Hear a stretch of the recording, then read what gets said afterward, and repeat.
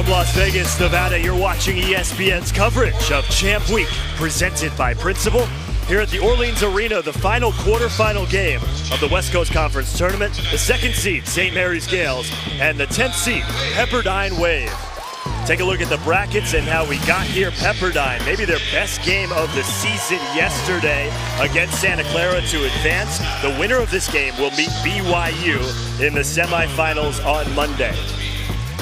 Welcome you back inside the Orleans Arena. That's Karan Butler. I'm Eric Rothman. And Karan, this St. Mary's team, they're the second seed in the tournament, 22nd in the nation, and trailing Gonzaga once again. But this is a St. Mary's team that has a legitimate shot to win this tournament. Yeah, you look at the culture that's been changed by these guys, key guys, and you look at Emmett Nahr and Jock Landale, those guys, start with them, their leadership, their direction, and how they've been able to be consistent all season long, and all the other guys have followed.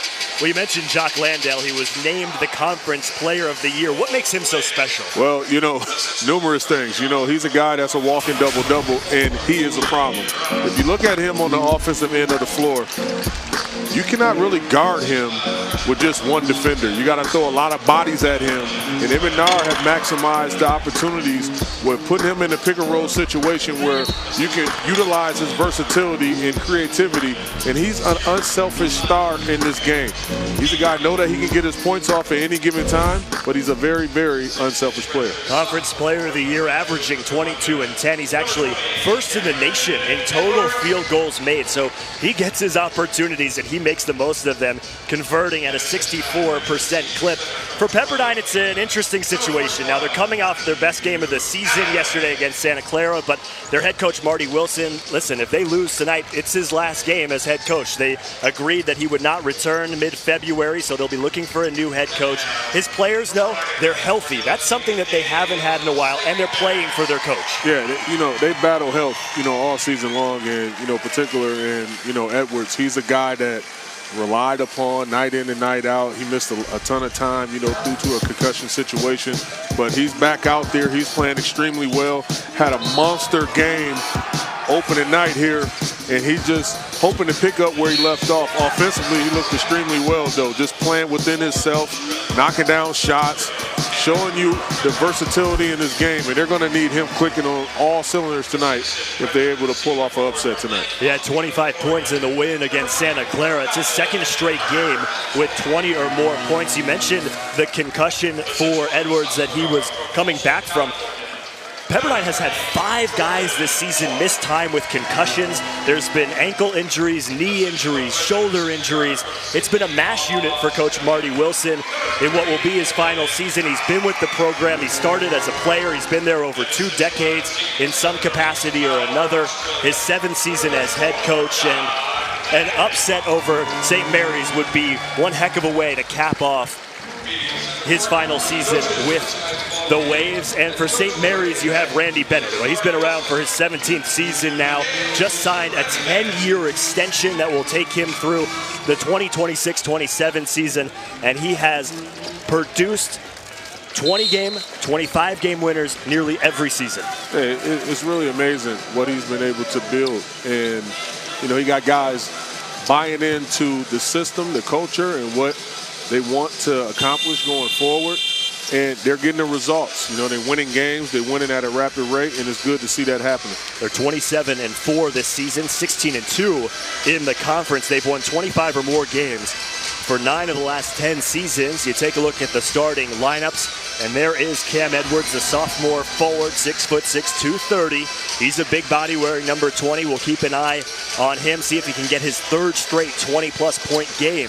And then how about Emmett Nahr? You can't talk about St. Mary's without talking about Emmett Nahr, 2nd in the nation in assists behind Trey Young. And that's something that jumps off the screen at me right there, 2nd in the nation behind Trey Young. Being mentioned in the same breath as Trey Young is just an honor in itself, and you'll see tonight the versatility of Emmett Nahr and how he's able to create. So it'll be Pepperdine, the 10 seed, 6-25 overall. They did not have a road win all season long, as they get a bucket inside Matthew Ottaway, the senior from Toronto. Ottaway came out strong aggressively, and he showed flashes in the few games that I have called you know, watching the Waves, that he's more than capable of scoring down there offensively. Pepperdine actually leads this all-time series 71-69. However, the Gales have won 5 straight against the Waves. Doc Landale coming up short on his first field goal attempt.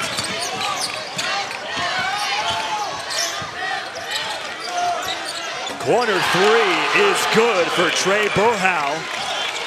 Career high 23 points on 5 of 6 from 3 yesterday and continues right where he left off. Listen, Burhow can shoot the ball.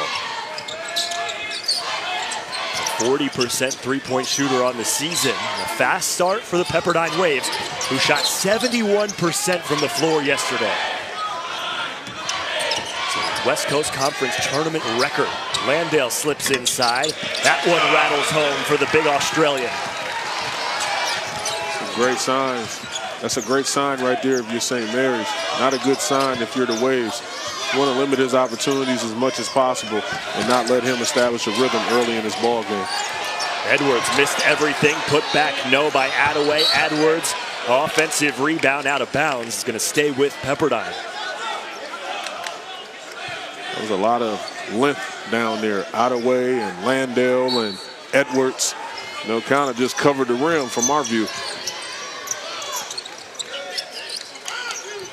The Gales like to slow you down. 10th in the nation in scoring defense, only giving up 64 points per game. And then on the other end, on the offensive side, extremely efficient. They shoot as a team 52% from the floor. Yeah, they share the ball, and a lot of that is because of the big fundamental inside in Jock Landale. You know, you can throw the ball to him. He's fundamentally sound. He's not going to, you know, get outside himself. And he showed flashes, you know, watching him and shoot around. He can hit that 17-footer on a consistency. Tanner Krebs, the redshirt sophomore, on the putback after the Landale miss. Last meeting between these two teams came just about 2 weeks ago when St. Mary's won 75-61. And one. Amadi Udini pulls a Houdini, and he'll go to the line. Yeah, I got lost in my thoughts right there. You know, watching him just, you know, dribble around, reminiscent of, you know, Steve Nash and how he used to always keep his dribble and, you know, getting the contact and pretty much just throwing it over his shoulder and getting the two to fall. We talk about injuries. Udini tore his ACL in the 7th game of last season. Coming back this season after rehabbing, he's actually the 4th player in Pepperdine history to have 400 or more career assists. Not known as a scorer, just 3 points per game on the season. I got the bucket on the circus shot. 10 on the shot clock. Jordan Ford the miss for St. Mary's.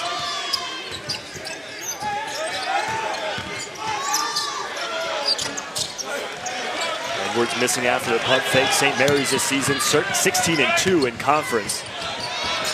And McNair missing the lay-in. The Gales lost back-to-back conference games to St. Mary's, or excuse me, to Gonzaga and USF. The only 2 blemishes on their conference schedule this season.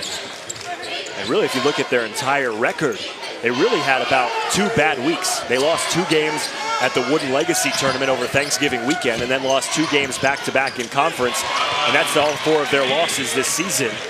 As Udini again off the glass for Pepperdine. Udini looking extremely comfortable going to the basket, and you know, you touched on the injury that he had. You know, he definitely bounced back from that and looking extremely healthy, making his moves. Landale using the shoulder. 9-4 early lead here for Pepperdine. Kind of the same situation we were in the game before this. LMU jumping out to an early lead against Gonzaga. Gonzaga coming back strong in the second half to advance to the semifinals. They will take on San Francisco. The winner of this one will take on BYU. An offensive foul on Pepperdine as the Waves. And Amadi Udini, the senior guard from Oakland, have the Waves on top by 5.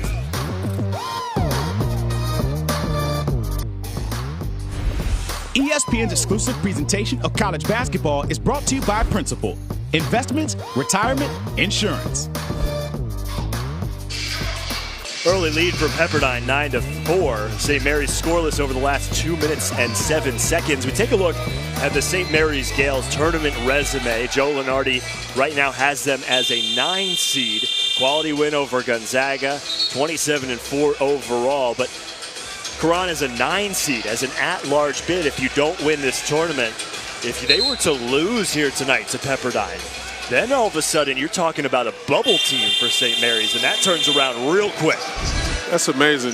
I think people don't give the respect where it's due when you talk about the WCC conference and how competitive it is. And you see that, you know, anything obviously can happen, but they pretty much ran the table all season long. I think they're going to be a force to be reckoned with wherever they land. They definitely will be in the tournament. I'll be shocked if they was a bubble team. But I'm just looking forward to seeing what happens with them and with their leadership of Jock Landale and Menard and the crew. Obviously, anything can happen. Slow start for their offense, but they have gotten a lot of good looks for Landale. He's 1 of 4 from the floor. Do you like what you're seeing on the offensive end from the Gales? Yeah, he's getting great looks, as you touched on, and you know, he just have to continue to be aggressive. And you know, I don't think he needs help in that area, and good things are happening for him. A loose ball foul underneath on St. Mary's. And they call it on Calvin Hermanson. And during the break, Jordan Ford, the sophomore for St. Mary's, actually went to the locker room with an injury. So we're not sure what happened to Jordan. We will keep you updated as soon as we find out. And Edwards on the inside. Now you talk about teams and, you know, who should win and where they should, you know, wind up, but it's all about matchups. And you look at the personnel on this team, they match up extremely well. You're talking about the Waves versus St. Mary's. They really match up well from a personnel standpoint, where you don't have to do a ton of switching, and they can play with the pace. Well, Pepperdine winning the rebounding battle right now, 8-4. Three-pointer off the mark by Trey Burhow. St. Mary's starting this game just 2 for 9 from the floor. They're spread out on the perimeter.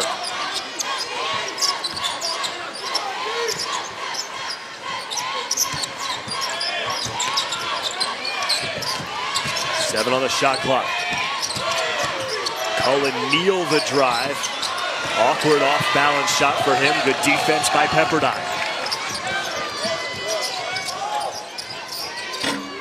And that three-pointer rattles in for Kobe Ross, the freshman. Talk about the development of Kobe Ross. You know, future Hall of Famer and Chauncey Billups sat down and talked to me at one of the Waves games and just told me, you know, this kid is, you know, he's special. He works hard on his game. He's relentless on the offensive end and defensive end. He's a winner. Turnover on St. Mary's. 9-0 run here for Pepperdine. Edwards got inside, coming off that 25-point performance yesterday. And then you mentioned him, Colby Ross. He's a top freshman in the West Coast Conference in terms of scoring and assists.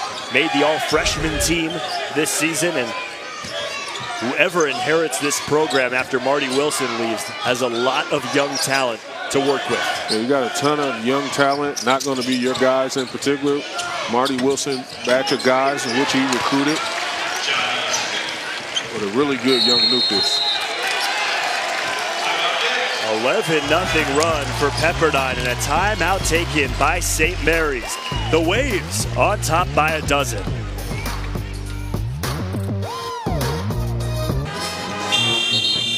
The St. Mary's cheerleaders looking for something to cheer about. The Gales, 0 points in the last 4.5 minutes. Karan, what's going on with the offense for St. Mary's? Well, they get into the spots. They're just not making shots. You touched on Jock Landale, 1 of 4 or 1 for 5 right now. Getting in the paint, relatively good looks, you know, to his standards. And, you know, the ball is not going into the hole. But you can't get discouraged. You got to continue to, you know, play defense and win the rebound game. And hopefully the shots will follow. Foul underneath before the shot. Be on Pepperdine. On Darnell Dunn, the junior from Jamaica.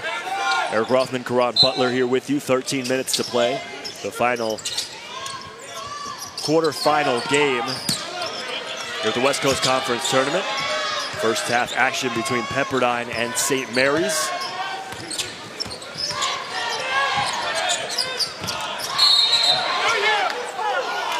Another foul underneath as the front court of Pepperdine having a real issue facing up against Landale. Landale does an excellent job. You know, you saw in the Gonzaga game with Williams, and you see it now with Landale where he does an excellent job of getting his body into the defender and carving out space so he's able to, you know, get his hand on the ball, get position, and operate on the offensive end of the floor. Landale missed the putback. Head fake and a three for Trey Burhow, his second.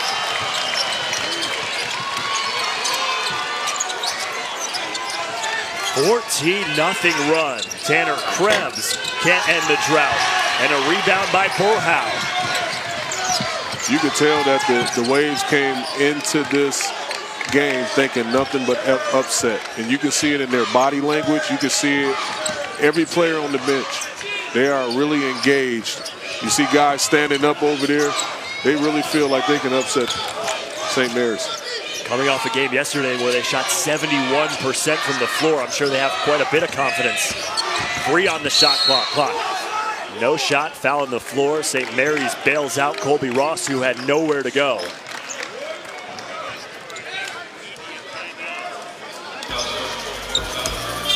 And they're feeding off the energy of Burhow. And as you see right here, he's gonna get great position with the quick turnaround and then just escape dribble to the left, splash.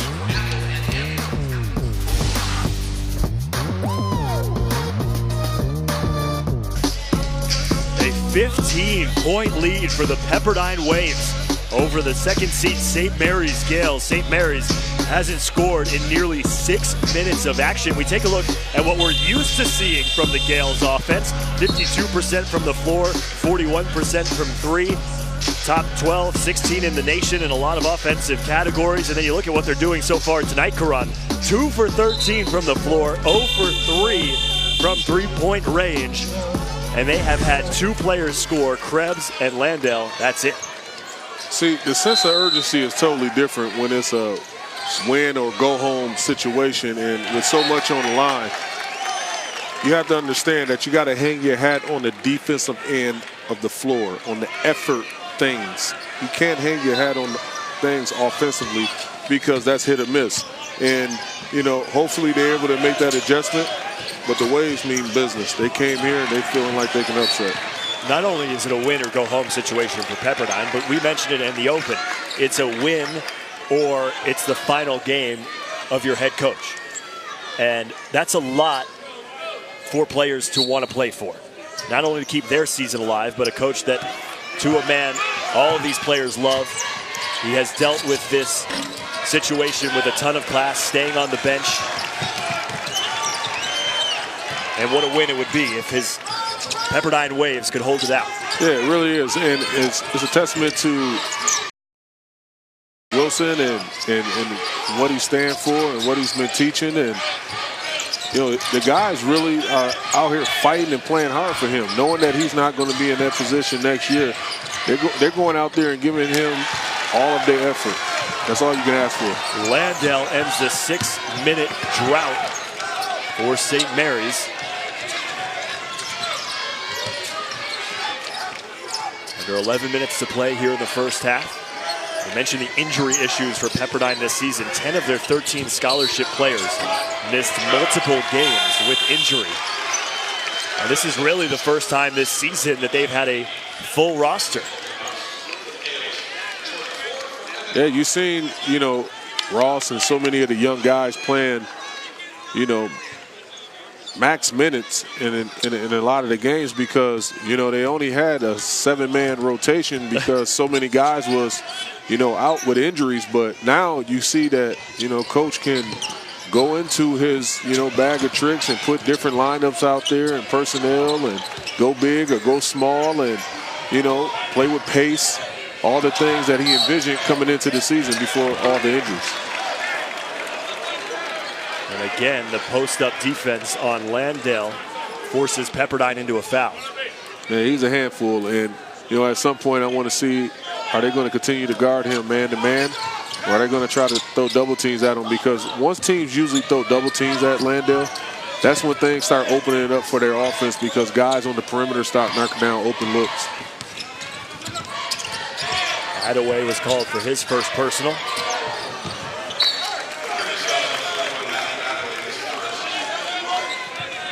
Seven on the shot clock for St. Mary's, who has hit one of their last 10 field goals. Jordan Ford is back out there after going to the locker room with an injury, and he gets the runner. This is a tough move by Ford right there, just weaving and getting to the paint. And the degree of difficulty having body control and still finishing in traffic. Tough move.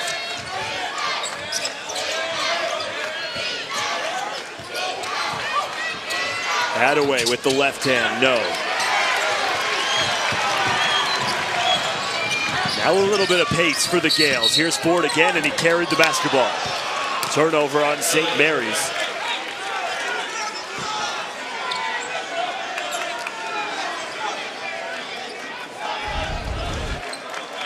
You see Ford coming down the length of the floor.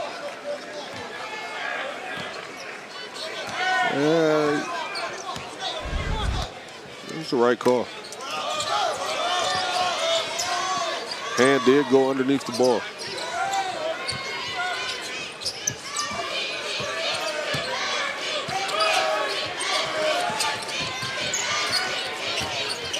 Udini, the Euro step splits the defense. Missed the layup.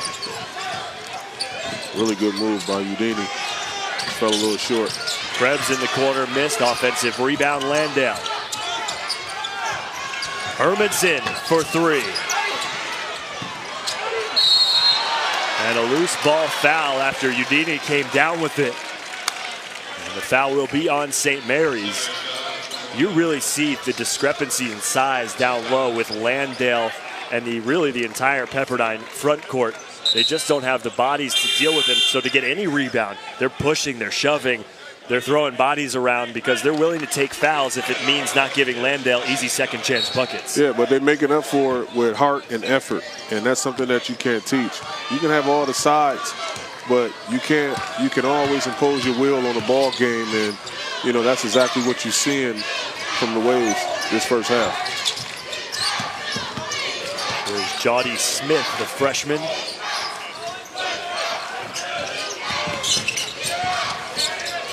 Udini picks up from 12 feet, offensive rebound. Cam Edwards, I don't know how he missed that one.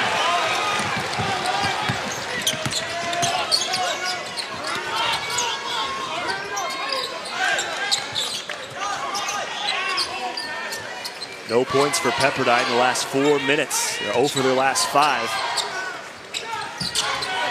And now the Gales are heating up Jordan Ford, his first triple. And that's going to open up things in the paint for Landale. The more and more shots are knocked down on the perimeter and other guys are scoring, it's going to open up opportunities for Landale to go one-on-one. 7-0 run for the Gales. Burhow missing on the elbow. Offensive rebound. Hadaway, no. Another board for Landale. It's number 7.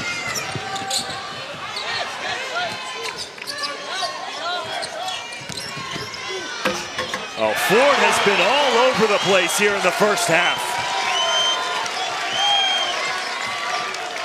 And that's what happens, in tournament games. The game plan is, keyed at, a particular guy or guys on the team, and you're going to need the others to step up. And you see Ford taking advantage of the opportunity to loosen up the defense on Landale. Udini, good defense on the inside by Evan Fitzner. Here comes Ford again. Ford, high stepping inside. And a foul will send Jordan Ford to the free throw line.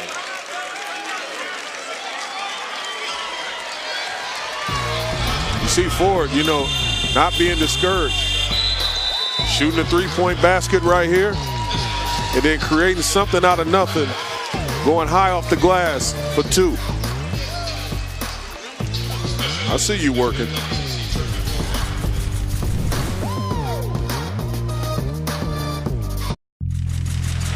Do you believe in second chances? Walker, well, here is the new beginning. Knocked out the shot clock. Are you serious? Get ready right now. It's Champ Week. Champ Week, presented by Prism on ESPN. We are in Las Vegas for Champ Week, the West Coast Conference Tournament at the Orleans Arena. Gonzaga, San Francisco already advancing. BYU, a very solid win over San Diego in the quarterfinals. And the winner of this game right now, St. Mary's and Pepperdine, will advance. And St. Mary's in the middle of a 9-0 run. Pepperdine scoreless over the last 5.5 minutes. And Karan, really the offensive spark has been Jordan Ford for the Gales. Yeah, it really has. And you know, he came in, you know, just ready for his moment. He understood that, you know, Nar had a problem with getting a rhythm, and they were struggling offensively, and he took it upon himself to make some things happen. He's one of the few guys in this lineup that can do some things off the dribble and create for himself and others, and he's taking full advantage of it. And Randy Bennett, he said Jordan Ford is our quickest player, and we've seen that foot speed off the dribble and on the defensive end as well. As Ford, a little bit too much pressure on Colby Ross. Ford whistled for the personal. And that's what you need. You see him make the free throws, and then he quickly get up into Ross and make it difficult for him to bring the ball up the court. Even though he picked up the foul right there, you need someone to muck up the game like that, and that's exactly what he's in there for. Sets the tone. Yeah, absolutely. 11-0 run for St. Mary's over the last 4 minutes and change.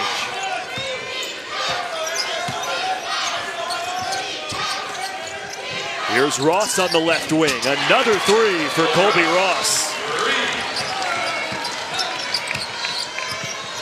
Kid's a gamer. Mr. Basketball from the state of Colorado. Aurora, Colorado to be exact. Landale, they double team him, Karan. Now Ford, the blow by, the floater for Jordan Ford. As Ford has 11. Yeah, excellent job of hitting Landale as soon as he caught the ball, but you know, he's so aware. He's seen pretty much every double team all season long, or pretty much the duration of his career. And he doesn't exhaust the ball. He doesn't hold it too long. He threw it right out, and they got a great opportunity out of it. St. Mary's within 5. 7 on the shot clock for the Gales. A foul on the floor on Emmett Nar, his first personal. Excuse me, his second personal. So both Nar and Landale relatively quiet. Nar, no points, only 1 assist. Landale, 4 points on 2 of 6 shooting. As St. Mary's comeback has been anchored by Jordan Ford.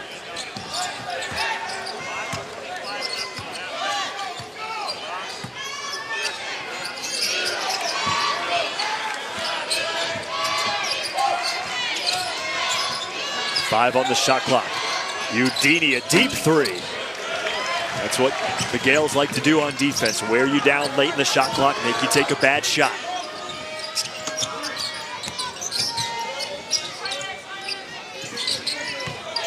The trap defense on Landale, has to dribble it out. Three-pointer on the near side is good for Calvin Hermanson, and credit Landale for continuing to find the open man. Look at his vision, and because of his size, he can see over the defenders.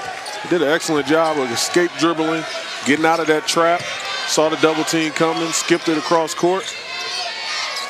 Easy money. 16-3 run. St. Mary's has not led at any point during the first half so far.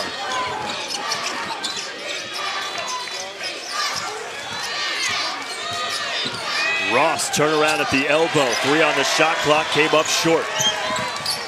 St. Mary's a chance to tie or take the lead. Here's Nar, straightaway 3. First lead of the game for the Gales.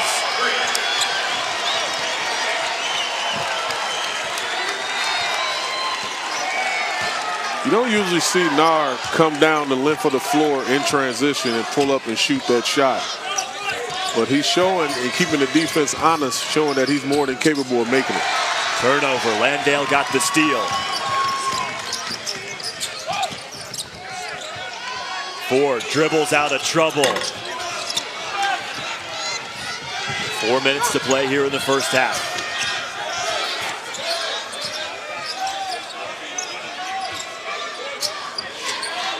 Free throw line. This is Darnell Dunn with the right hand, and he gets the rattle off the backboard. Darnell, the junior college transfer, went to Miami-Dade Junior College, originally from Jamaica. Actually, high school teammates with Brandon Ingram of the Lakers. Passed up a good look to get a great look. Had the 17-footer, dribbled in a little closer, and got exactly what he wanted. They swarm Landale again, and a turnover. Third turnover on the Gales. Attaway. Met by Landale and denied.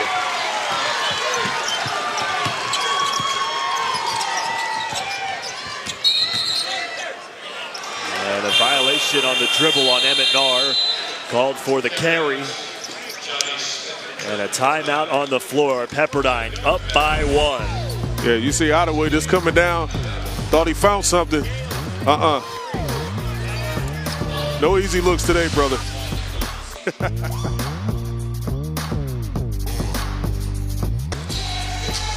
Coming up on the Audi halftime report, Duke gives Grayson Allen a senior send-off to remember, and some bubble teams usher in the madness of March.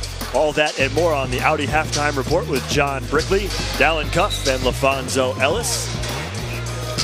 Right now, we got a tight one. Pepperdine got out to an early lead. St. Mary's has been clawing their way back in. Briefly had their first lead of the game a minute ago. You see they started 4 of 17 from the floor, 0 of 5 from 3, and it's been a completely different story thanks to Jordan Ford on the outside and Jock Landale becoming an assist man in the post. That's pretty much what he's really good at anyway, facilitating, finding a way to get his teammates involved. And, you know, I feel like the spark from Ford and what he's been able to, you know, bring in and ignite these guys on the offensive end of the floor speaks volumes. Eric Rothman, Caron Butler, quarterfinal game here at the Orleans Arena, the West Coast Conference Tournament. It's a foul inside on Jock Landale. It's his first. And it's going to send Darnell Dunn to the free throw line. Darnell, a guy who has really grinded out his career. I mentioned he was a junior college transfer from Miami-Dade. He actually, before that, as a freshman, played at the Division II school, Queens University of Charlotte. And now finding his way onto the floor at Division I program. Still just a junior. Grew up in North Carolina, born in Jamaica. It's a three-point advantage for Pepperdine.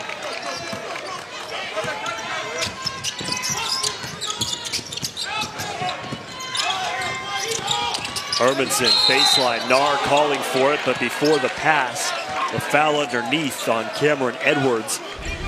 They got him for the block. Yeah, you know, Edwards came over with his hands high, still was shuffling his feet, sliding over, and that's why he was called for the block. Love the effort.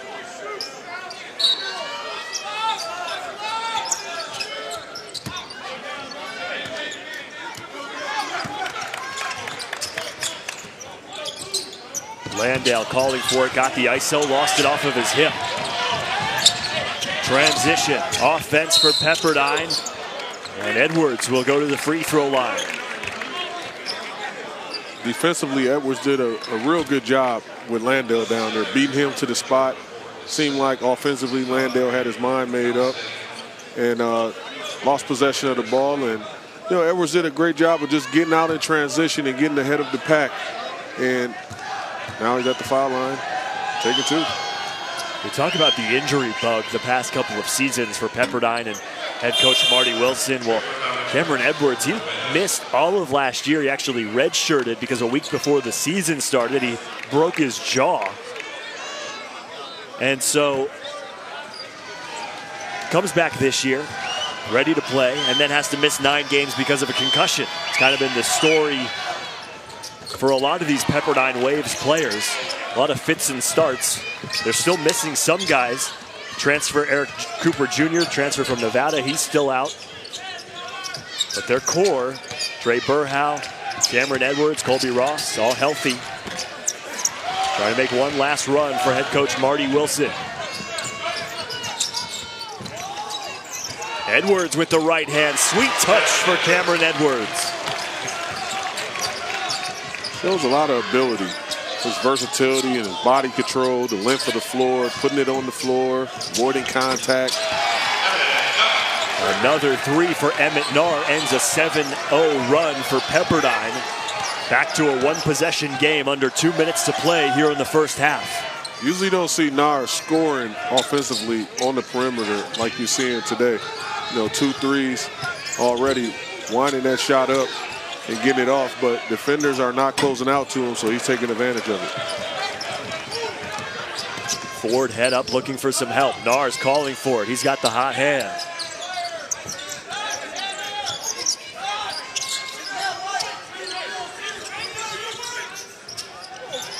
They double Landale, left Nahr alone. He hesitated for a moment. 10 on the shot clock. Tanner Krebs lost it. Clearly a result of overpassing right there. And a block as Colby Ross went inside. Krebs, who turned it over on one end, called for the block on the other. Yeah. You look at St. Mary's from an offensive standpoint. They was trying to, find a way to get Landale the ball and resulted to a turnover. And, Ross did an excellent job of getting the defender going downhill, backpedaling, drawing the contact, and now he makes his way to the foul line. St. Mary's now with 6 turnovers. They averaged about 9 a game. So already more than halfway there. As we wind down the first half, head coach Randy Bennett, his team shooting 40% from the floor. They got out to a really slow start. And then Jordan Ford kicked it into high gear. They've got a couple 3-pointers from Emmett Nahr. But still, Jock Landale just 4 points on 2 of 6 shooting. And Pepperdine, to their credit, they have withstood the runs of St. Mary's. They have a 5-point lead here with 1:02 to play in the first and a 30-second timeout on the floor. For the 33rd year, ESPN Champ Week continues Sunday with 4 women's title games. Starts with the ACC Championship. That game's at 2 Eastern. Then on to the SEC at 4:30, followed by the Big Ten at 7. And then the Pac-12 Women's Championship rounds it out at 9 Eastern, 6 Pacific, all on ESPN2. You can always watch those games live on the ESPN app. We march towards a West Coast Conference tournament crown. It's the final quarterfinals today, then 2 semifinals on Monday, and the finals Tuesday night. Everybody kind of thought it'd be a collision course for Gonzaga and St. Mary's to meet in the finals, but Pepperdine, at least through almost 1 half of play, has something to say about that. Yeah, you can't assume anything when you're in, tournament play and everyone backs against the wall. Anything can possibly happen, and everyone's competing at a high level. Colby Ross was fighting through the screen and got called for the foul.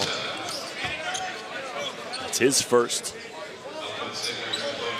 The 7th foul on the Waves. So Emmett Nahr, who's an 86% free throw shooter at the line. We mentioned it earlier, 2nd in the nation in assists per game, behind Trey Young.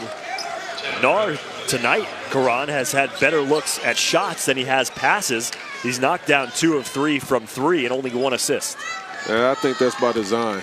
If you're looking at the Waves and how they want to defend, you want to force Nahr to be a scorer as much as possible and not a facilitator, getting other guys in position to do what they accustomed to doing in that score.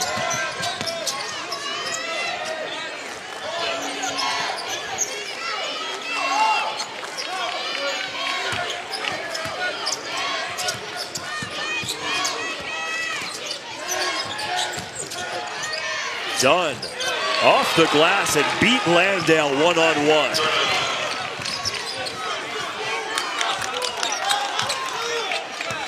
St. Mary's led for about 30 seconds of this first half. Other than that, it's been all Pepperdine, and St. Mary's just trying to keep pace. It's all about adjustments. You know, you go in at halftime, you make a couple adjustments, you come out offensively, hopefully that, you know, you're in sync and good things happen for you. Need to figure out how to hold on to the basketball. 7 turnovers now in the first half. Ross for 3. Had a couple more seconds to shoot. Took that shot a bit prematurely. But Marty Wilson and the Pepperdine Waves are going to march into the locker room with their heads held high. A 33-28 lead for the Pepperdine Waves over the St. Mary's Gales. Halftime here in Las Vegas with Pepperdine. A surprising lead over St. Mary's at the break. After the break, we'll head to the studio. But for now, a quick respite before the second half of Pepperdine and St. Mary's here at the West Coast Conference Tournament.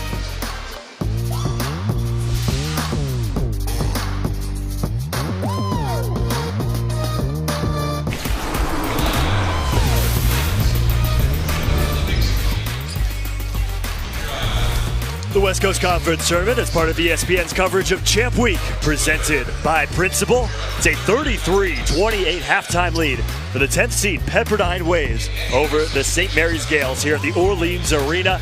Welcome you back inside, everybody, alongside Karan Butler. I'm Eric Rothman, and Karan, really, Pepperdine, in terms of time of possession, in terms of time of having the lead, dominated that whole first half. They got some really timely three-point shots. Yeah, they just came out with a different edge to them, and they had a belief within that team and that nucleus saying, we can come out here and upset these guys today. Marty Wilson is coaching what could be his last game. We take a look at the three-point shots from Pepperdine in that first half, and Marty got his guys out running early, got out to that 19-4 lead. Yeah, they was playing with pace, and you see Burhow right there knocking down the jumper in the corner, and then here Ross is, you know, coming in length of the floor, and then Burhow again with the escape dribble left, nailing the three, and then Ross again, the freshman, playing extremely well, and he's been seasoned for these moments with all the injuries and playing particularly well tonight. Big issue for St. Mary's. You see the points off turnovers. They're lucky that Pepperdine only got 7 points off their 7 turnovers. It's very uncharacteristic of St. Mary's, and you saw St. Mary's only led for 46 seconds of that first half, and we pick up with a foul here in the second, and this was an issue for Pepperdine on the defensive end, was handling Jock Landale and trying to stay out of foul trouble. That's amazing. They led for 45 seconds. Actually 46 if you want to be technical. Give them all of it. If it's only 46, make sure they get credit for all of it. Wow. Pepperdine 6-25 overall on the season. St. Mary's 27-4. The winner will take on BYU in the West Coast Conference semifinals on Monday. Pepperdine, Karan, they have not won a game away from Firestone Fieldhouse all season. They were 0 for 14 on the road. Records are made to be broken. That's right. They won last night. A neutral site game, no true road wins for Pepperdine. They had lost 8 straight before winning yesterday against Santa Clara. Landale harassed underneath, blocked by Attaway. Landale got it back, and he's fouled. See Landale trying to pump himself up. Just 4 points for him in that first half. Yeah, you see Landale right here. Let's see, 1, 2, 3, 3 bodies around him. And Ross, Burhow, Attaway, all making physical contact to Landale. And he's coming up with the ball, and he's fighting, and he's keeping that urgency that you need down there in that paint. And he's going to develop his rhythm. He's going to find it. And he's still rebounding the ball extremely well. I can say that. He's got 11 rebounds. 6 points now. And he has been a menace all season long. He's the West Coast Conference Player of the Year. A senior from Victoria, Australia. 6-11 so far. Cam Edwards got the tip ball for the lay-in. Excellent recognition right there by, Cam Edwards, just sealing the defender and still managing to get his hands on the ball and finish for the 2. And Nar had a pair of three-pointers in that first half. 10 on the shot clock now for Nar, who goes left and just blows by Attaway. And that's what you're used to seeing. You know, Nar possesses, you know, a good change of gears. And once he gets going downhill, he can make things happen. He's usually facilitating, creating opportunities for others. But he took advantage of that right there and scored the easy two. Colby Ross had 8 points in the first half. He goes one-on-one with Jordan Ford, and Ford wins the battle. Ford was the offensive star for the Gales in that first half. 4 of 6 shooting for 11 points. He goes baseline for the reverse lay-in.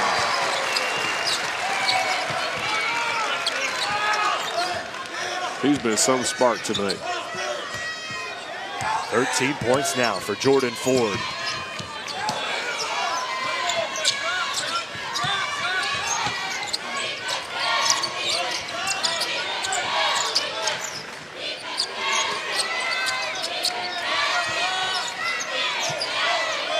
Five on the shot clock for Udini. One-on-one with Nar.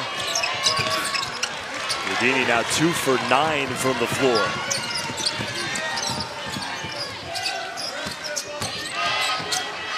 Nar rejected by Attaway. Colby Ross wants to push it. Edwards the jump stop, and he's fouled.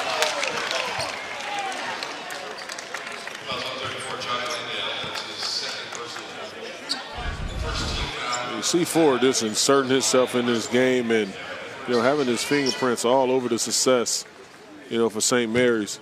Being aggressive, taking advantage of the defender. You see Burhow right there. You know, not guarding him the way that he should, getting down, getting into his body, and he recognizes that, and he took advantage of that situation going downhill and finishing with the left hand. This game for St. Mary's, as you see Ford's numbers 13 tonight, just above his season average. This game for St. Mary's really setting up similarly to what we saw in Gonzaga LMU the game before this, when LMU, the team who played yesterday, goes up in the first half against the team Gonzaga.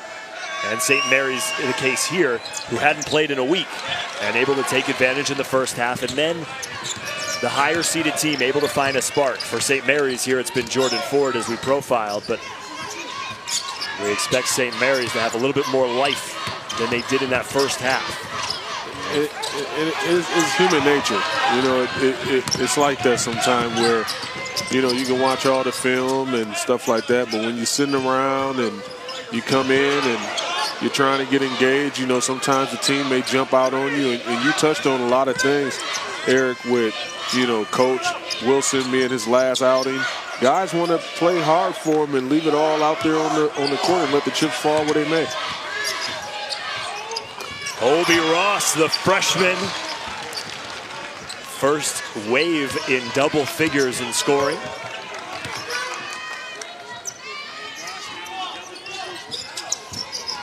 They double Landale again, and again Nar is open up top. Missed the three this time.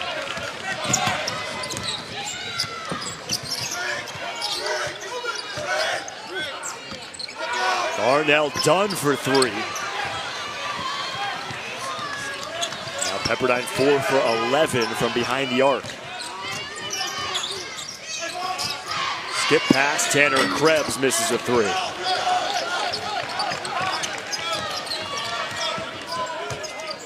And all that being said, with energy and playing with poise and coming out and playing for one reason or another, whether you're St. Mary's or Gonzaga, first of all, you know the teams you're playing against are gunning for you because they want to knock off the big dogs.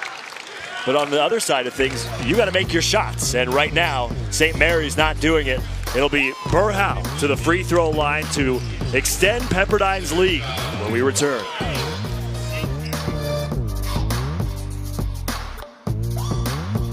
St. Mary's scoreless the last 2.5 minutes. Pepperdine on top by 4 here at the Orleans Arena. Quarterfinals of the West Coast Conference Tournament. And we update you on the last 4 in, first 4 out, according to Joe Lunardi. UCLA knocking off USC tonight, sweeping the season series. So now, according to Joe, UCLA is in, USC is out. Baylor, Texas, Louisville, the other 3 teams, along with UCLA, that Joe Lunardi says we'll squeak into the tournament, but Cron, still the Pac-12 tournament to come here in Las Vegas, and all of that can change. Yeah, anything can change at any given time. It's going to be extremely competitive. If you're a fan of, basketball, you're going to love it because, it's so much on the line, and guys are going to really be out there competing at a high level. Trey Burhow at the free throw line, extending the Pepperdine lead. Burhow now in the double figures in scoring. Eric Rothman, Caron Butler with you at the Orleans Arena. Final game of 4 games played here today. The men have a day off tomorrow before the semifinals on Monday. It'll be Gonzaga and San Francisco. And the winner of this game against BYU as Hermanson misses the 3 long. They swarm Landale on the rebound, and Colby Ross comes out with it.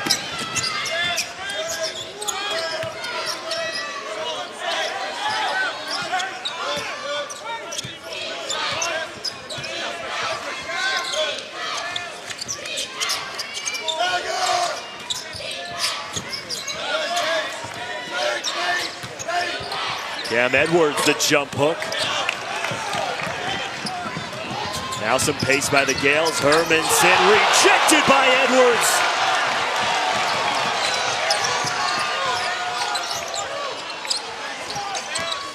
Udini, the drive and the finger roll for the Waves. The Waves are playing some inspired basketball. And we'll get back to that block in a minute. 8-0 run for Pepperdine. Swing around. Jordan Ford for 3. He ends the drought. And he's been the drought ender all night for St. Mary's. Now up to 16 points on 6 of 9 shooting for Jordan Ford.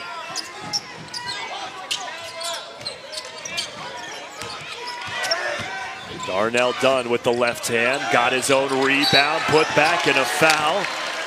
Dunn to the free throw line.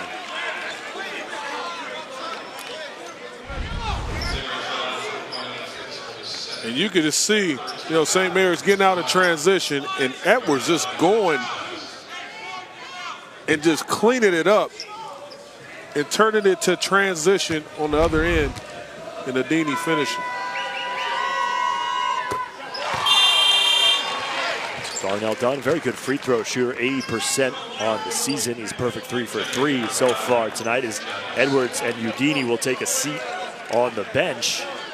Dunn with those 7 points.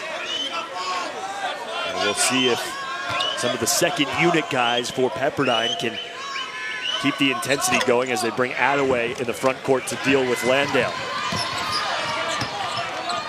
I love what I'm seeing out of Udini. It may not be his stats or anything like that that's showing up on the stat sheet, but his effort, his energy on the sideline, communicating with the guys that's not on the floor, that's true leadership right there. And you can see him leaving it all out there for coach.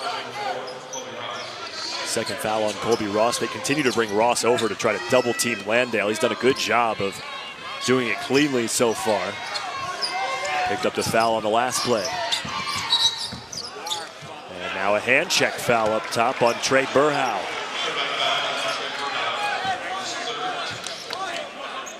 It's the 3rd foul on Burhow. 4th team foul on Pepperdine. They bring Ross over again to double team Landale. He feeds it inside to Fitzner.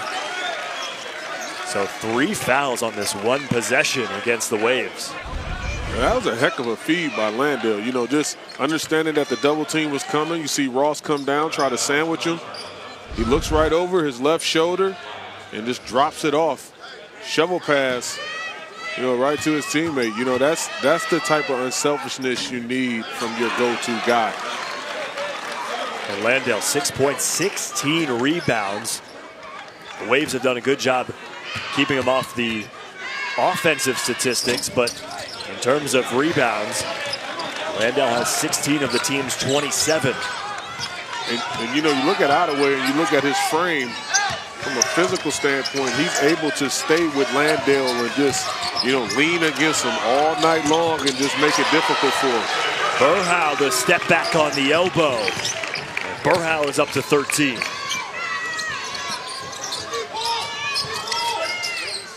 Nahr, skip pass from Landale, and a triple for Emmett Nahr.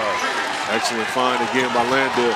And the interesting thing about this is you've seen a lot of double teams, you know, and he's seen a lot of double teams all season long, but, you know, having a smaller defender come and be the hit guy, he's looking right over that defender and finding guys on the perimeter, and all they got to do is catch the ball in rhythm and knock down the shot. Great point.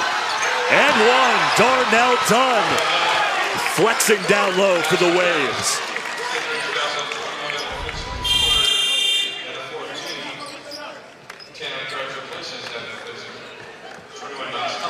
Darnell Dunn,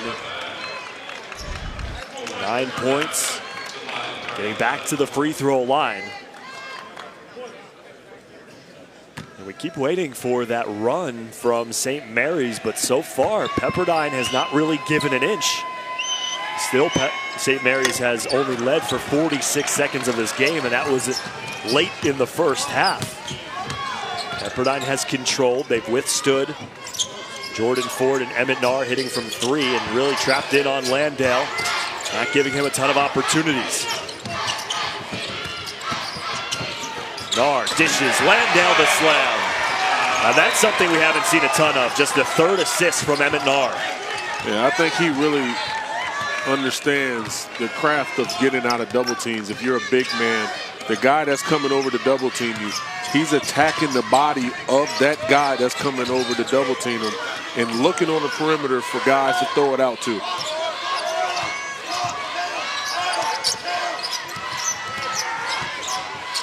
Ross lobs it, intended for Attaway, goes out of bounds.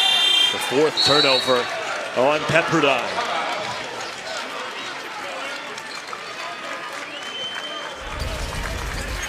You can just see, you know, Landale catching the ball, looking right over Ross, cross-court pass to Nahr, following through. And you know he had enough time to wind up and take that shot. And then Nahr dumping it off to Landale for the strong finish.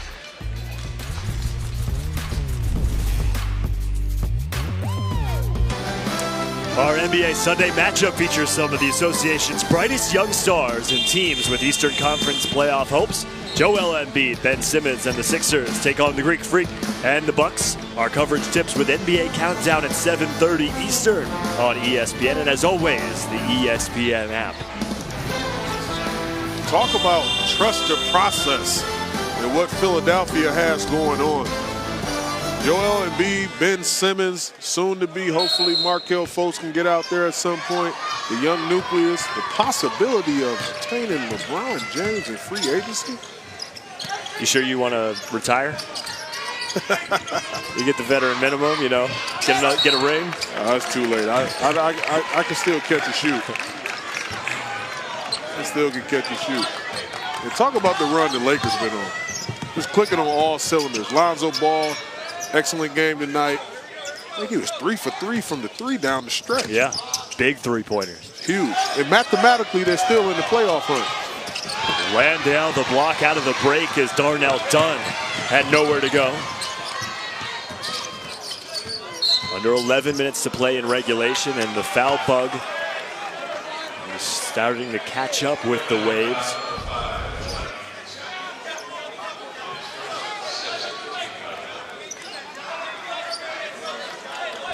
Landale, a great rejection again. 8 points on the offensive end, just 3 of 8 shooting, but 17 rebounds, 1 away from a career high, and he's got 11 minutes to do it.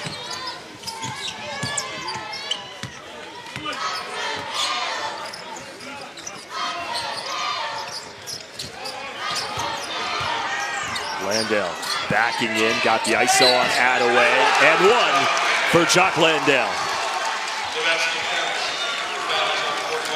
Jock Landale did an excellent job of catching the ball in the paint on this possession. And Attaway, you know, using his big frame, but wasn't enough. You know, Landale just extremely agile, keeping his pivot, and then following through and getting the contact +1. So enjoyable to see a guy like Landale who's so comfortable back to the basket. Post move after post move. He'll just bait you into making a bad decision on the defensive end. Yeah, he could score in multiple ways. He could score with the left hand, the right hand. He could take you off the blocks. Face-up game, extremely well. And he's defending. You know, he's being a wall in that paint, as you saw in that possession right there. The disruptor on that shot by Jody Smith. Landale looked around for help, then decided to take it himself. Up to 13 points and a double-double for Landale. 7-0 run for the Gales. He won't.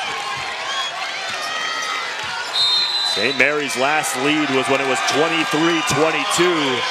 They are at the brink of taking over, and Pepperdine wants to take a timeout. That's what they always say. You don't want to poke the bear. Oh, they poked him. Landale with the right hand, getting it going on the offensive end. 13 and 17 for the West Coast Conference Player of the Year. Jock Landale has really taken over here in the second half, and Karani's up to a double-double, 13 and 17, doing it both offensively and defensively. Yeah, I said, you know, they poked that bear and they woke him up. You know, he started with his versatility of, you know, blocking shots and getting fired up on the defensive end, and offensively, he just fed off that momentum. You see players to lead their conference in points and rebounds this season. Landale 21 and 10 leading the West Coast Conference, up there with DeAndre Ayton leading the Pac-12. Ayton had 26 and 20 tonight. Wow. And Landale could be on a similar path, 13 and 17 if he keeps cooking on the offensive end. It's a 7-0 run for St. Mary's. A 2.5-minute drought for Pepperdine. Last lead for the Gales, 23-22 in the first half. It was for 45 seconds, very short-lived. Offensive rebound, Darnell Dunn, the putback. That's a really good putback by Dunn, you know, avoiding the contact. You know, with Landale being right there, him going straight up and just using the glass for the easy two. But it's amazing how good players always find their way. And I'm talking about Landale in this particular situation where offensively he wasn't clicking.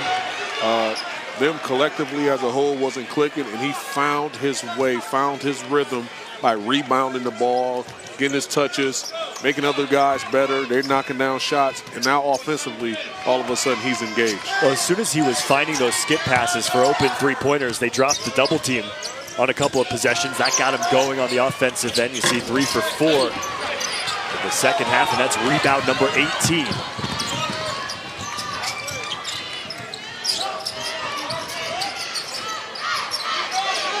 Landale calling for it.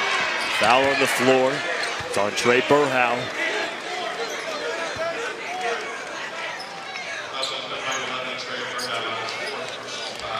You know, this game and the last game that we just called, you know, Eric, got a lot of similarities. And say about the 9-minute mark of that ball game, the Zags really start putting the point of emphasis on defense. Yeah, you're and, right.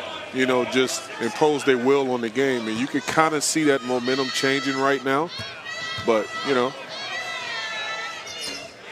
the Waves don't want the Marty Wilson era to end. Burhow picked up his 4th foul, so that's a big loss to have him on the bench.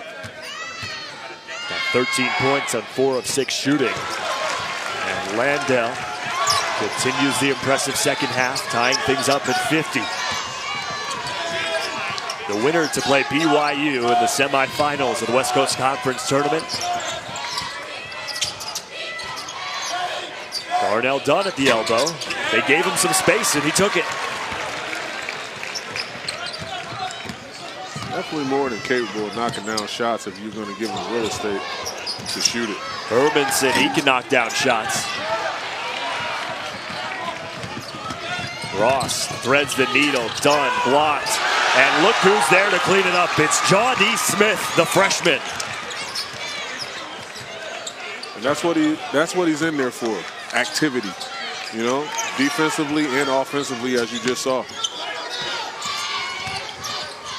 Jordan Ford steps into a 3, and Jordan Ford has found his stroke here tonight against Pepperdine as he's up to 19 points, the leading scorer in this ball game. And then he was all in his grill, and Forrest still shot the ball. Did not miss a stride, follow through, picture-perfect jumper.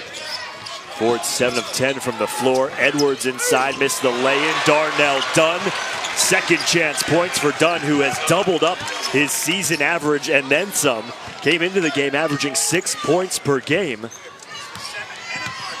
And now Dunn has 15 in this one. Yeah, it's winning time. This is a stretch of the game that's most important right now. Good ball fake. Emmett Narr for three.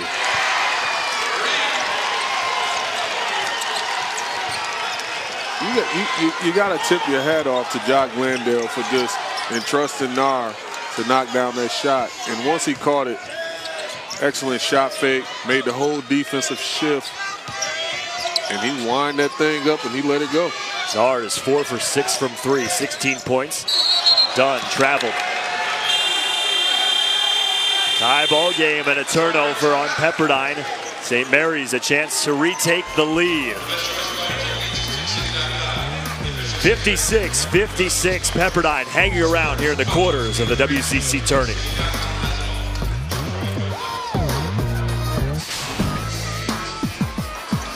Emmett Narr has been the sniper from downtown for St. Mary's. 4 of 6 from three. He's got that long windup, Karan, but they've given him space tonight. Like what you said, if you don't know, now you know. He's definitely capable of knocking down shots and open look. And obviously you got to wind it up a little bit, but he's just so confident, showing that he can impact the game, not just from an assist standpoint, but he can score the ball if he's needed. 16 points, well over his season average of 10 points per game. Or just 3 assists in this one. He's turned into a primary scorer for St. Mary's in their comeback effort. Eric Rothman, Karan Butler here with you. 6.5 minutes to play in the second half between the Gales and the Waves. Jordan Ford, another 3. Even though that was a good look by Ford, I felt like one more back to Narr. He got the hot hand. Keep him in the flow.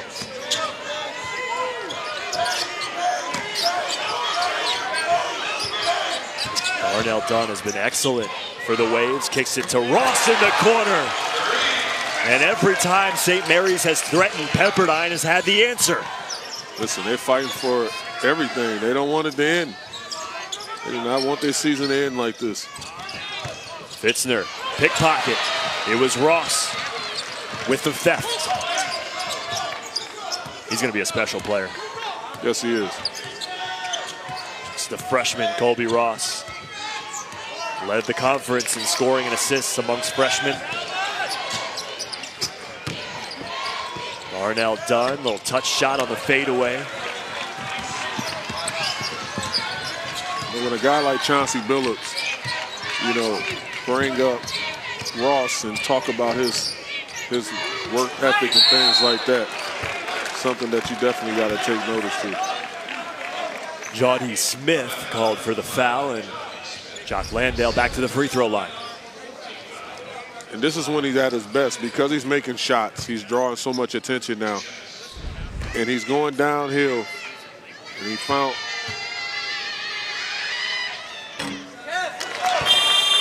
Jock Landale right up under the basket. Where he usually at. Their two-man game is just so exquisite in the way that they play off one another. 15 points, 18 rebounds. That's a career high. He's done it twice before.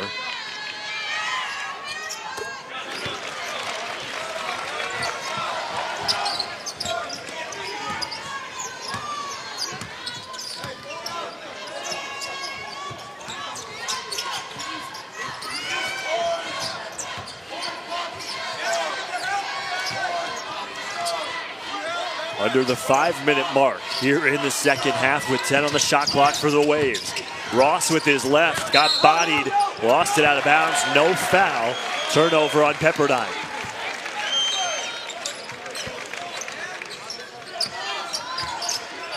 Found himself trying to create an opportunity for himself or someone else. Still frustrated by that turnover, but you got to get back on defense. They trap Narr.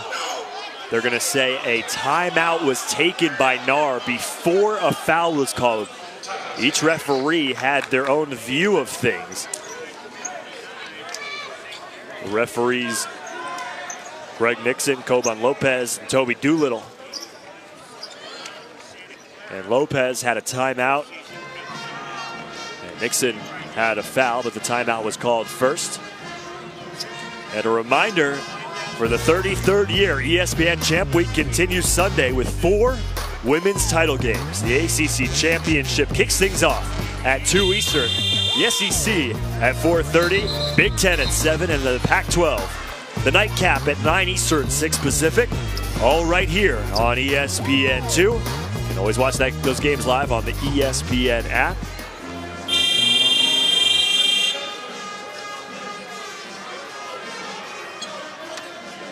Emmett Narr was able to call the timeout. St. Mary's got a couple of free throws from Landale, but other than that, they have not made a field goal in nearly 3 minutes. It's these long stretches of scorelessness that have kept Pepperdine alive.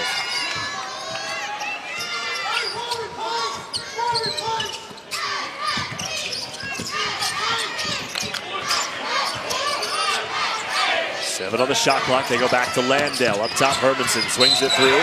And a traveling violation on Narr. It's the 13th turnover on St. Mary's. You see the defensive rotation. Everyone's so in sync and engaged. You know, when you're looking at the Pepperdine Waves, they're just rotating. They're showing a lot of activity on the defensive end. And that's exactly what you need in one. And then on the offensive end, Cam Edwards finds the target. Pepperdine's not going away, Karan. Really aren't.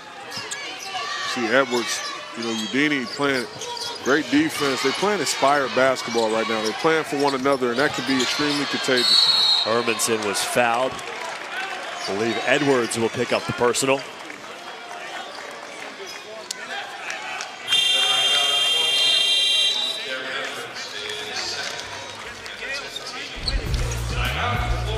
You see Edwards, you know, playing off of Ross with the dribble handoff. Quick step back and pop. I got action.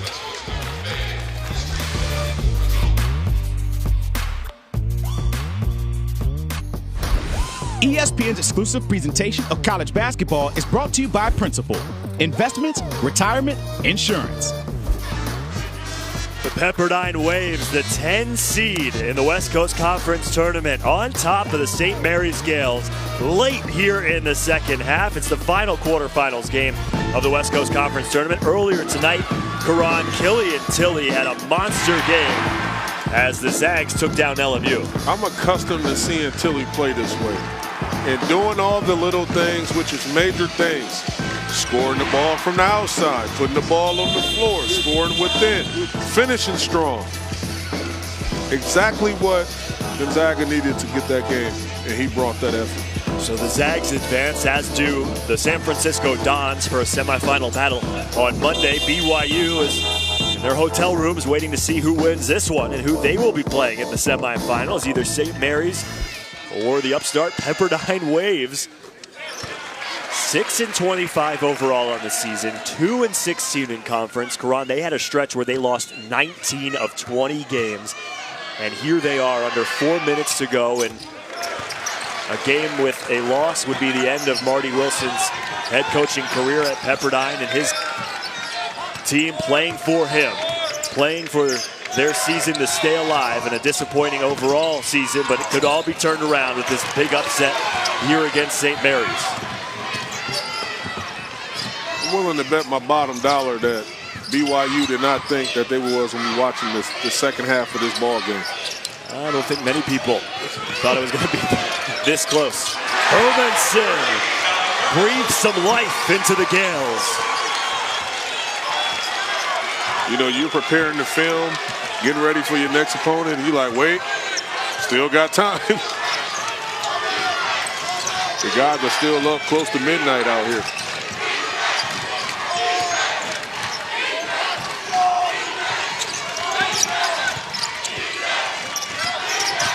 Five on the shot clock, top of the free throw circle for Ross. Now a chance For St. Mary's to take the lead. They haven't had it since the score was 23-22.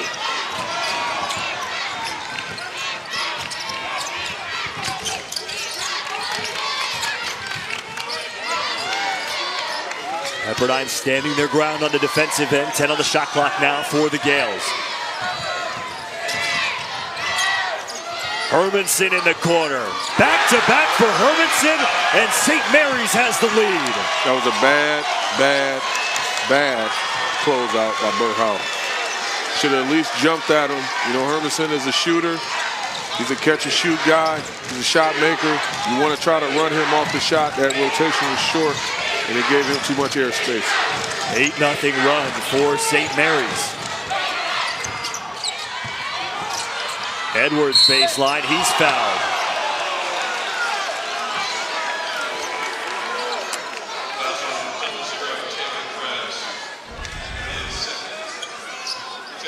You see Hermanson right now, just replacing himself, stand right there in front of, Jock Landale.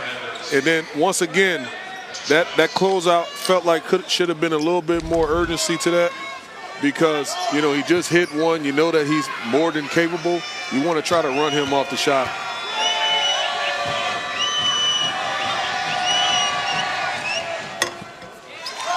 Edwards now with 12 points, coming off the game yesterday against Santa Clara, where he had 25 points.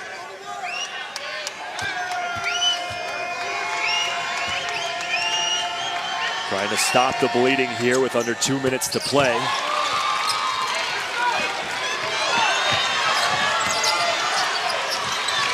It's what you want if you're the Waves. A possession ball game down the stretch. Anything can happen.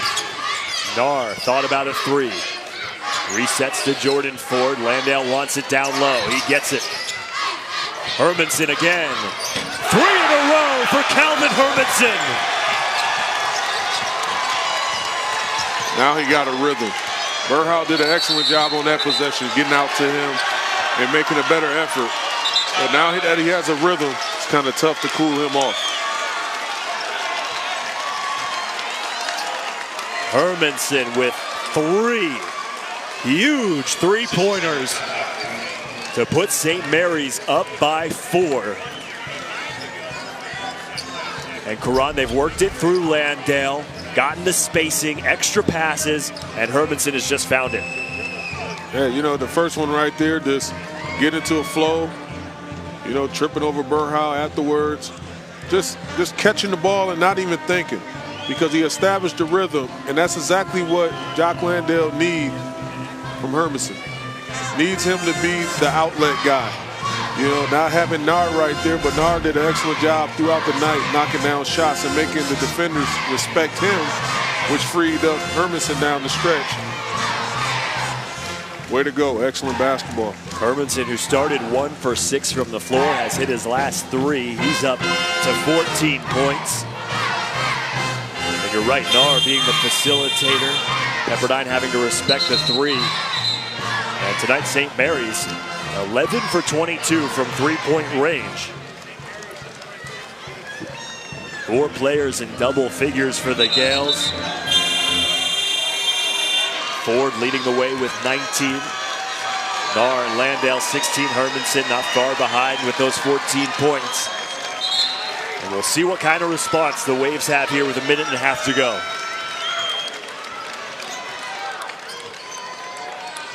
Whatever happens, going forward, just tip your hat off to both teams, and particularly the young team of the Pepperdine Waves.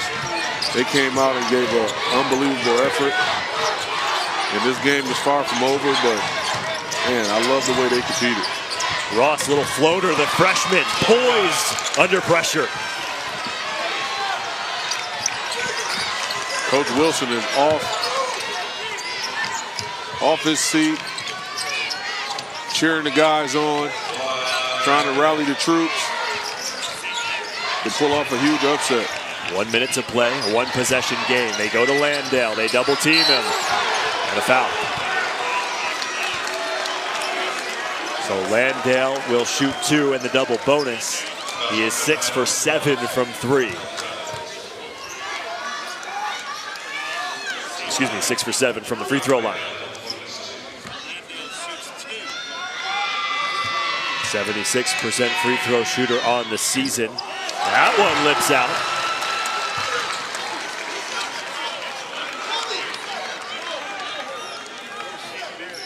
St. Mary's really need this free throw right here by Landale. Give them the cushion that's much needed. And he delivered. 3-point ball game. 45 seconds to play here in regulation.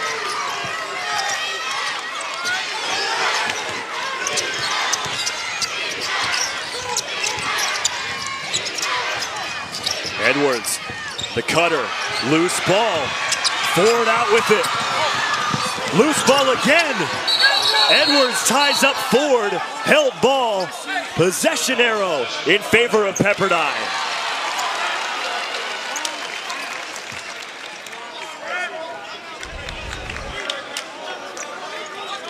You see all the effort. You see the bodies flying around.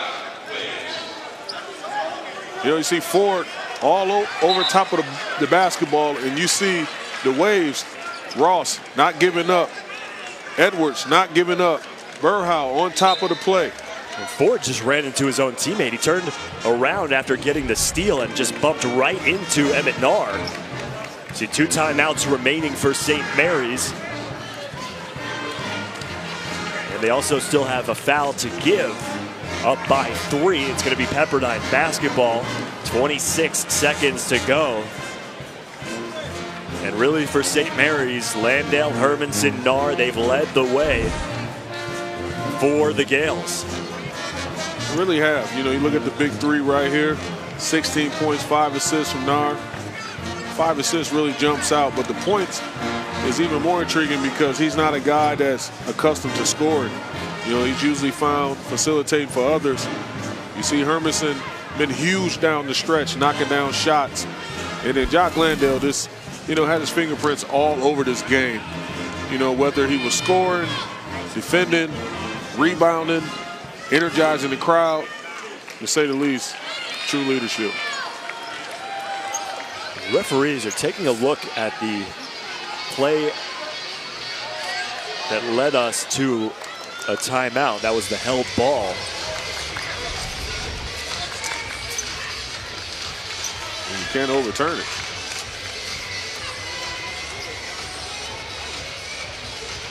Call on the floor was a held ball. Possession arrow is in favor of Pepperdine. Could be a timing issue. Could be trying to figure out how much time should be on the clock, because every second counts here with 26.5 seconds to play. They want to make sure that the timing is correct on when the held ball was signaled. But we think it's going to stay with Pepperdine. So if you're St. Mary's, Coach Randy Bennett, take a look at the clock here. It's pretty close, maybe a half second. Maybe they bring it up to 27, but not much. If you're Randy Bennett, you have to have your team understand the foul situation. They have a foul to give, and it's a very intelligent, experienced team that St. Mary's has. And you expect them to use that foul in the right situation if Pepperdine is threatening to score. You have to be smart about it. You don't want to ever foul a guy in the act of shooting. You don't want to have to be too smart. And sometimes, coaches elect to, just defend and take pride in their defense and understand that they can get a stop. They switch things on the perimeter. It is a 3-point game, so you switch things on the perimeter. You take away the 3-point shot, and you force them to drive to the basket. This is a long review just to look at the clock for what couldn't be more than a half of a second difference.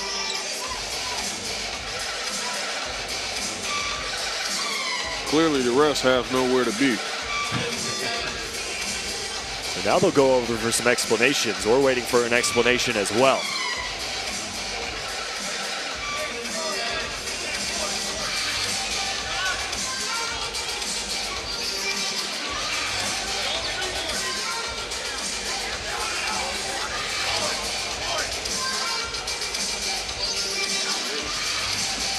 Well, Marty Wilson's not happy. Whatever the ruling on the floor is that has been changed, Marty Wilson's not happy about it.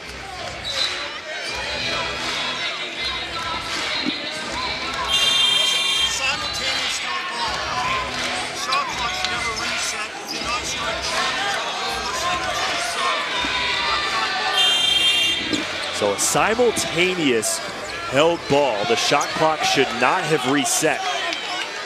So there's 4 seconds on the shot clock for Pepperdine. And now the shot clock doesn't start at all. So we're going to do it again. So what they're saying is 2 things. One, that the Pepperdine shot never hit the rim. So the shot clock shouldn't reset. They're also saying Jordan Ford did not have possession of the ball for St. Mary's when he turned around and hit Emmett Nahr and lost the ball. So because he never got possession, the shot clock should have kept rolling because technically it was still Pepperdine basketball. And here it is again. The shot by Edwards does not hit the rim. So now they say Ford does not have possession right there. So that's a good call. Ford did not have possession. You see the referee signaling the bobble. And because of that, the held ball occurred on what should have been 4 seconds to go on the shot clock for Pepperdine. It's the right call. But fast forward from that, did the three-point basket just go in by Ross? But it was no one to control the shot clock? Nope, didn't count. How unfortunate. It just seemed like the momentum was really in their favor. So now they lose another 2 seconds on the shot clock. Wow. Wake up. So this whole thing has gone poorly for Pepperdine in the last 30 seconds. Trying to figure out this play. Here's Ross again, leans into a 3. Off the mark. Dunn keeps it alive. Edwards for 2. He could have held it. Edwards did not need to let it go so quickly.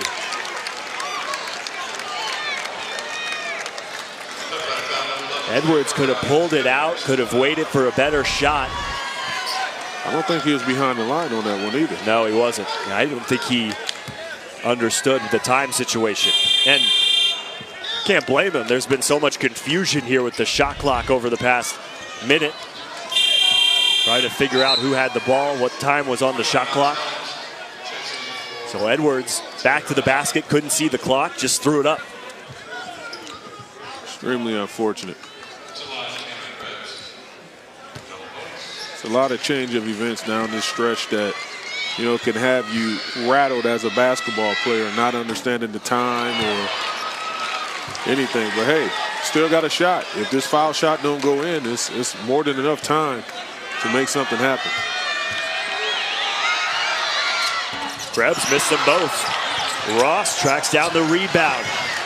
10 seconds to play. Pepperdine needs a 3 to tie, and there's the foul that the Gales have to give. It's foul number 6. Now the question is, do you foul Pepperdine again and put them on the line for the 1-and-1 down by 3? If you're an analytical guy, you do that. You definitely do that, and you play the numbers and the percentages. Get it into right now. Ross. Right now. Ross for 3. Missed everything.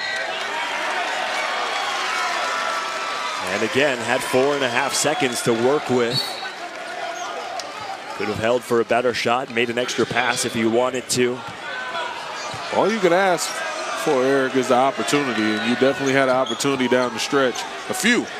You had a few opportunities down the stretch to, you know, make something good happen and change your fate, but it seems to be that, you know, the better team is going to probably walk away with this win.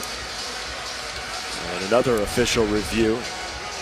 This one to determine how much time is left on the clock. And to make sure that it was off of Pepperdine, and pretty clearly it was.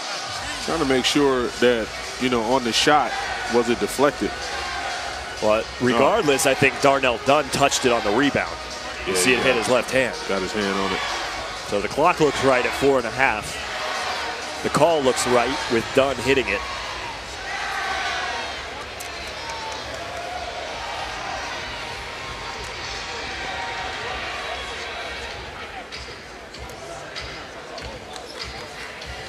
And so if St. Mary's can squeak this one out, they will advance to play BYU, a BYU team who in Provo this season took St. Mary's to overtime, played them tough in that game, and we talked about it before, but BYU, the big three of Childs, Hawes, and Bryant, if those three can get clicking, they're a team that's capable of beating St. Mary's. Listen, Childs, Bryant, they're well coached. Feel like they, Coach Rose, they could be anyone on any given night. And it's all about, their attitude and their disposition, and is they're going to come in with the right mindset to, win a ball game. I've seen them play extremely well, particularly when you go up to Utah. You see all the fans in the Rock student section, just ready to explode, and they feed off that energy. How can they manufacture that here in Las Vegas Sunday night? So the call stands. It is St. Mary's basketball. They add a half a second onto the clock. 3-point advantage for the Gales.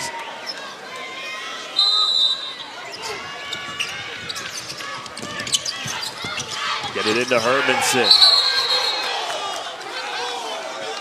Every referee has blown its whistle, and the referee who takes charge says it's a travel on Hermanson. All three referees, Nixon, Lopez, Doolittle, looking at each other. And finally, Nixon made the call. Travel on Hermanson. Life for Pepperdine. 3.5 seconds to go. Down by 3. What a crazy last minute of action between these two teams. Udini, the inbounder, he needs to get it in. Ross turns the corner. Step back for 3. Ross comes up short, and so do the Waves. A valiant effort from the underdog, Pepperdine Waves, in what will be Marty Wilson's final game of his head coaching career with Pepperdine, as Colby Ross had a good look, try to tie it. He really did. You utilized the escape dribble, left it a little short, but it's nothing to hang your head over. You had an excellent look, had a couple opportunities at it. You're a young player. You're going to learn from these experiences. You see the bench, everybody's engaged. Just fell a little short. And I love the fact that Coach Wilson comes over and pick him up. Just let him know that he's going to be all right. He's going to be fine. He left a valid effort out there on the court. Tip your hat off to him. 3-point win for St. Mary's. We'll be back for more from the Orleans Arena. We'll have Jock Landale when we return as St. Mary's heads to the semifinals of the West Coast Conference Tournament.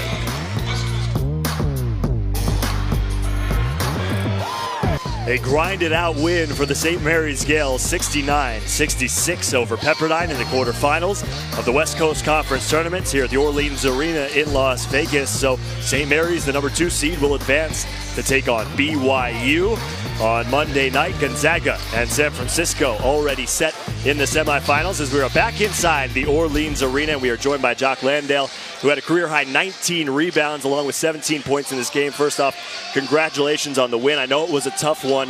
Pepperdine came in, huge underdogs. They led for the vast majority of the game. You guys were able to squeak it out at the end. Why was it so difficult?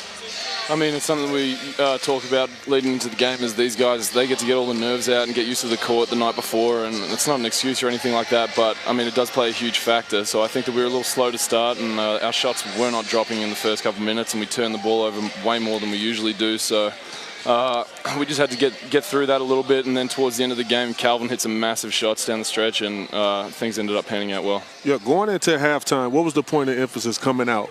How did you guys change that?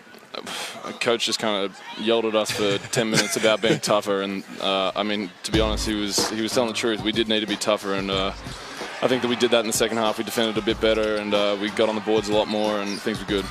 They double-teamed you a lot, brought over the guards. You seem to be finding a lot of skip pass opportunities for 3. Was that something you were prepared for coming in? Yeah, I mean, it's something we've been working on for a while, because we know that a lot of teams are going to start doing that to us because of what Gonzaga did to us at home. So we've been working on that a lot, and I think that tonight we played through it really well. And Tanner did a great job of kind of doing his thing as the four-man, and then Calvin hit massive shots, and Emmett hit some shots, and Ford played really well as well. Talk a little bit about Nar and how huge he was from an offensive standpoint.